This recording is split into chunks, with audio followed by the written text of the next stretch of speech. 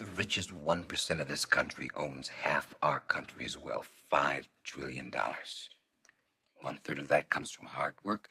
2/3 comes from inheritance, interest on interest accumulating to widows' idiot sons. You know what I do? Stock and real estate speculation. It's bullshit. You got 90% of the American public out there with little or no net worth. I create nothing. I own. They make the wolves pound. The news, war, peace, famine, upheaval, the price of paperclip. We pick that rabbit out of the hat where everybody sits out there wondering how the hell we did it. Now, you're not naive enough to think we're living in a democracy, are you, buddy? It's the free market. All right, everybody, welcome in. We're doing a deep dive today. We're tackling Karl Marx. Ooh, yeah. You probably bumped into him, in your readings and stuff, and we're going to figure out why. He still seems relevant Yeah. after all this time. Yeah. More than a century later. Yeah, and I think one of the things that's, important to remember about Marx is that his ideas were really shaped by his actual life. It wasn't just theory for him. It was very personal. And our sources, they really paint this picture of, almost an obsessed man, Yeah, absolutely. But rather than just, throwing out class struggle all the time, like a buzzword, what did he really mean by that? Well, he believed that history, like all of history, is driven by these tensions between the people who control the means of production, the factories, the land, the resources, all that, and those who have to work for them. Okay. And he called this historical materialism. It's this idea that how we make stuff, how we share it out, it shapes everything, not just the economy, the whole society. Yeah, it's kind of like that saying, money talks, but on this huge historical scale. Exactly, yeah. Look at that. Look, are you going to tell me the difference between this guy and that guy is luck? Muhammad, pull over, will you? If you don't mind if I drop you off here, I'm late.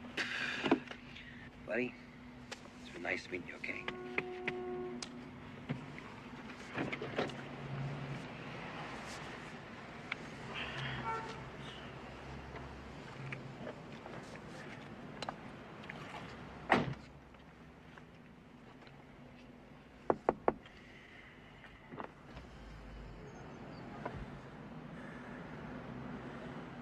All right, Mr. Gecko.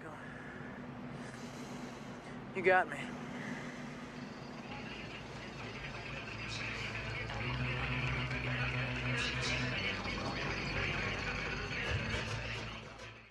And for Marx, this wasn't just some, theory he came up with in a book somewhere. He saw how brutal this struggle was, in person, every day. And that's where it gets kind of ironic, right? Yes. The guy's ideas, they sparked revolutions, Right. but he spent a huge chunk of his life, flat broke. Exactly. Can you imagine being so sure about how messed up capitalism is that you spend your whole life fighting to take it apart? Yeah. But all the while, you're relying on your friends to, keep a roof over your head. Right. It makes you see his work in a whole new light, I think. It really does. It makes you wonder, how many people who love Marx or hate Marx even, how many of them actually know that about him? Right. About his struggles? Right, exactly. What about you?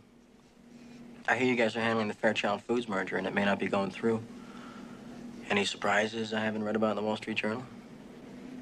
Come on, buddy, that's illegal. You wouldn't want to get me disbarred now, would you? Oh, who's listening?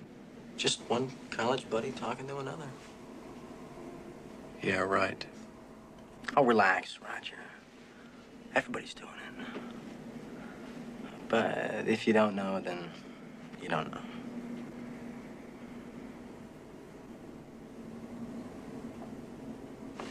And if I did, what's in it for moi?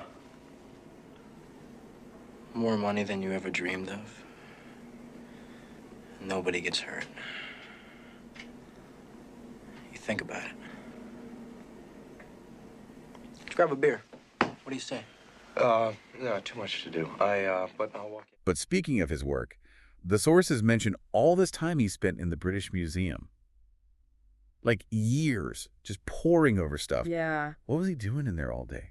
He was I imagine, a detective, putting together this giant puzzle. Okay. Except his puzzle was, how does capitalism work? And even more importantly, how does it break? And he was sure that one of the ways it was going to fall apart was this idea of alienation. Okay, alienation, what's that mean? So, Marx thought that capitalism does this thing where it makes workers feel distant from their own work. So they don't own what they make. Right. They don't have any control over how it's made. Right. And they often don't even see the benefits, from all their hard work. They're just cogs in the machine. And that creates this feeling of, being disconnected, like you don't matter. Maybe you ought to read him Pinocchio, Gordon. I thought that you were going to turn Blue Star around, not upside down. You fucking used me. Well, you're walking around blind without a cane, pal. The fool and his money are lucky enough to get together in the first place. But why do you need to wreck this company? Because it's wreckable, all right? I took another look at it and I changed my mind. If these people lose their jobs, they got nowhere to go. My father has worked there for 24 years. I gave him my word. It's all about bucks, kid. The rest is conversation. Hey, buddy, you're still going to be president, all right? And when the time comes, you're going to parachute out a rich man. With the money you're going to make, your dad's never going to have to work another day in his life. So tell me, Gordon, when does it all end, huh? How many yachts can you water ski behind? How much is enough? It's not a question of enough, pal. It's a zero-sum game. Somebody wins, somebody loses. Money itself isn't lost or made. It's simply transferred from one perception to another. Like magic.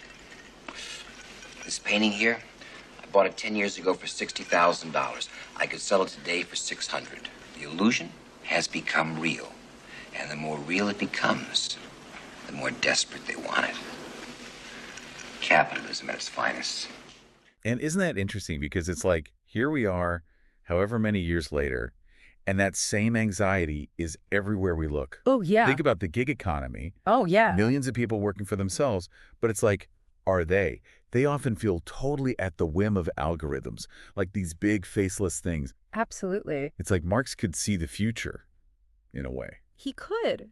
And that's why I think it's still important to grapple with him. I mean, whether you buy his solutions or not, he put his finger on something real, this tension, Yeah. at the heart of capitalism and how it messes with us. And that's still relevant. So I guess what we're learning is Marx is way more than just, a beard and a bunch of really long books. Yeah, definitely. He's this reminder that ideas always come from somewhere, from a person, from their experiences. And if we get that, if we get where those ideas come from, it changes how we see everything, maybe even ourselves. It really does. And it leaves us with a lot to think about, knowing all of this about Marx, where he came from, what he went through. Does it change how we see things today? Does it make his, critiques about capitalism feel scarier? Yeah. More real? Or, I don't know, do they seem less relevant now? I don't know. It's something to think about. It really is. Yeah. Thanks for diving in with us today, everybody. We'll see you next time. Hey, Fox, where the hell are you? I am losing millions. Now, you got me into this airline. You sure as hell better get me out of the only job you're ever going to have on this street is sweeping it. You hear me, Fox? You once told me don't get emotional about stock, Gordon. Don't. The bid is 16.5 and going down. As your broker, I advise you to take it. Yeah? Well, you take it! It's 2 minutes to close, Gordon. What do you want to do? Decide.